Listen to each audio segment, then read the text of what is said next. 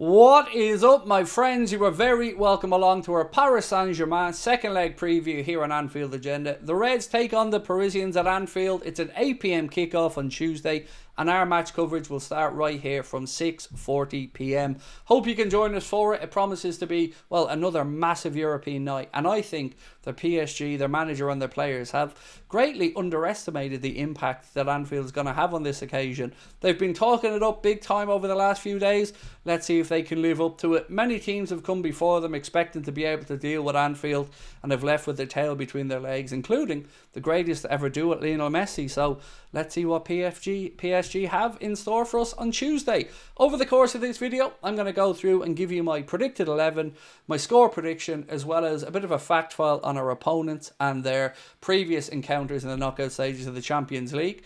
Also, I'm going to give you a bit of an update around players who are available for the game, and of course, we do want to know your thoughts. So feel free to let us know in the comment section. Drop a like on the video if you enjoy it, and we'd love you to hit that subscribe button.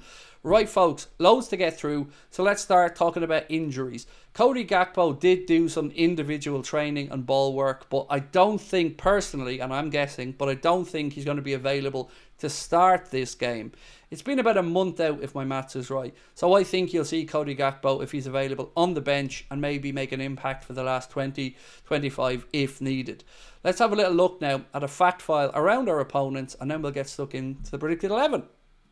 So, Liverpool have progressed from each of their last 14 UEFA Champions League knockout stage ties, having won the first leg, with Bayer Leverkusen in 2001 and 2002 in the quarterfinals, the last side to eliminate Liverpool after the Reds had taken an advantage into the second leg. Liverpool won that first leg by a 0-0 and lost 4-2 then in the second. Paris Saint-Germain have managed to progress from 2 of their previous 5 Champions League knockout stage ties after losing the first leg, coming back to beat Borussia Dortmund on aggregate in the 19-20 last 16 by 3-2, and Barcelona in 23-24 quarterfinals with a score of 6-4. So they have pedigree coming back from the first leg. I don't think they're going to be able to do it at Anfield, but of course I would say that as a Liverpool fan. Any neutrals watching, let me know what you guys think. Now, let's get into the predicted 11. As I mentioned, it's going to be Conor Bradley, Cody Gakpo and Joe Gomez, the only real injury concerns for Liverpool ahead of this one. 2 of them will certainly not be in the matchday squad, Conor Bradley and Joe Gomez, but as we mentioned, it could be a late decision once again for Cody Gakpo. Into the starting 11 now. You're going to probably disagree with some of my selections here, but feel free to let me know in the comments what you do and don't agree with. So we'll start off with the goalkeeper and the centre-backs, as we always do. Alisson Becker, Ibrahima Konate and Virgil van Dijk. Best goalkeeper in the world, and in my opinion, the 2 best centre-backs in Europe. So for me, that picks itself, and I hope you're still with me. But let's go into the full-back positions. Trent Alexander-Arnold on the right, and I've got a feeling Trent's going to have a big influence on this game, whether it be a free kick he scores or a wonderful raking pass to set up a goal. I just think we're going to be talking about a Trent moment. Don't know why, could be wrong, but I've got a hunch. On the other side, I think we go with the experience of Andy Robertson and also the tenacity of Andy Robertson. We've seen when he came on the second half against Southampton, we were much improved. And yes, there were other substitutions as well, but Andy Robertson played a huge part in it for me, so he has to start on the left-hand side. We know he's got previous for big European nights and getting stuck into players and getting Anfield up on their feet, so let's back Robbo to do it once again. Moving into midfield now. This is what I've gone for. Ryan Gravenberch, Alexis McAllister and Curtis Jones. You're probably thinking, hang on a minute here, Craig. No Dominic Szoboszlai. Hang on, stick with me.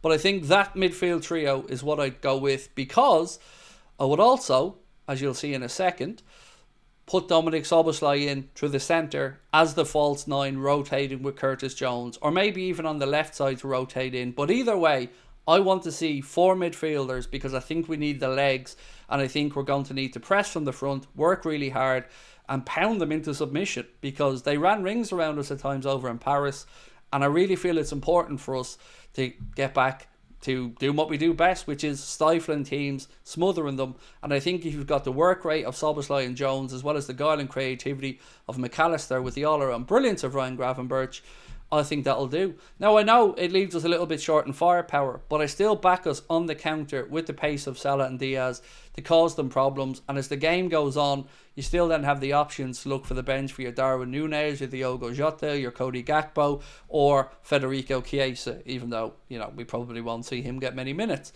So, Mohamed Salah on the right for me, Luis Diaz on the left, and then that four, and I don't mind how they line up, whether Jones is the furthest forward or whether him and Dominic Szoboszlai drop in and out like they've done previously.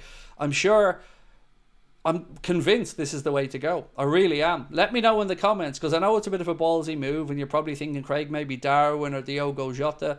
Just for me, I think we need to make sure that we can match them for energy levels, we can match them for fitness, and we don't let them stifle us and smother us like they did in the first leg. And I think this is a team that can do it. So, before we finish up, we've still got to go through and give you the score prediction as well. But I want to remind you that we'll be live a little bit earlier from 6:40 for this one. And we'll be taking you right through the game as well. Should it go all the way to extra time and penalties? Well, hopefully it doesn't. But if it does, we'll be here with you. Score prediction on this one. Again, I think you may disagree with me, but I have given a score prediction that will see us progress. But I have gone back and forth about what I think that score prediction should be. Do I think we're going to keep another clean sheet? No, I probably don't. I think they'll find a way to get a breakthrough, but I also think we'll get some scoring done. So, score prediction wise, ladies and gents, this is what I'm going for. I'm going to go for Liverpool 2, Paris Saint-Germain 2, and Liverpool to progress by 3-2 on aggregate.